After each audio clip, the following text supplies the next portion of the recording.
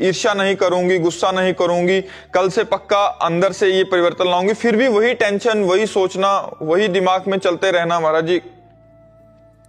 जब तक नाम जप नहीं होगा तब तक बात नहीं बनेगी। अधिक से अधिक नाम जप करो। पहले हमारे जितने भी पात्र हैं ये पवित्र हों, इंद्रियां, मन, बुद्धि, चित्त, अहंकार, तब बात समझ में आएगी। शरणागति का मतलब पूर्ण आत्मसमर्पण। अब पूर्ण जिसका आत्मसमर्पण हो जाता है, अब उसकी कोई इच्छा नहीं होती। जैसे जो क्रिमिनल आत्मसमर्पण कर देते हैं, उनकी कोई इच्छा थोड़ी रह जाती है, वो तो जेल में जैसा उनसे करवाया जाएगा वैसा करेंगे। ऐसे हम अनंत जन्मों से माया के द्वारा प्रेरित होकर अपराध करते रहे। अब हम भगवान को आत्मसमर्पण करते हैं कि अब मेरे से कुछ नहीं होने वाला, अब आप करवा लीजिए। अंदर से, हे प्रभु आप करवा लीजिए। भजन हो रहा है तो भगवान की इच्छा से हो रहा है, कोई सत्कर्म हो रहा है तो भगवान की इच्छा से हो रहा है, असत्कर्म की प्रेरणा हो रही उसे हम भगवान से निवेदन करते हैं। तो देखो प्रभु ये गंदी बात हमारे मन में आ गई, आप इसे रोक दो नाथ, मेरी सामर्थ्य नहीं कि मैं इसे रोक पाऊं।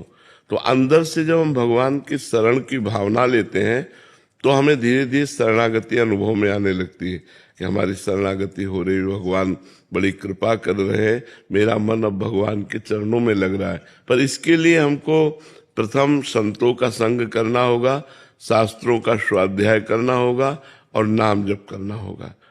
जब हम ये करेंगे तो हमारा हृदय थोड़ा पवित्र हो, तब हमें शरणागति की बात समझ में आएगी। और शरणागत जब हो जाता है तो स्वयं भगवान जैसे अर्जुन के घोड़ों की बागडोर अपने हाथ में संभाल ली ना, ऐसे ही स्वयं भगवान हृदय में बैठ करके भक्त के पूरे जीवन की बागडोर संभाल लेते हैं। अब उसका जीवन बड़ा आश्चर्य में जीवन हो जाता है। जिसका आत्मसमर्पण हो जाता है, बड़ा आश्चर्य में जीवन, निश्चिंत हो जाता है, वो निशोक हो जाता है।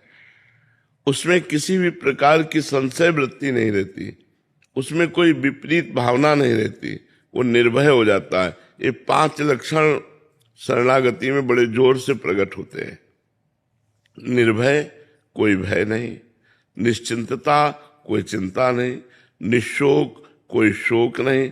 जब इतने सामर्थ्यशाली भगवान हमारे हैं कि एक क्षण में अनंत ब्रह्मांडों का सृजन कर देते हैं, तो शोक किस बात।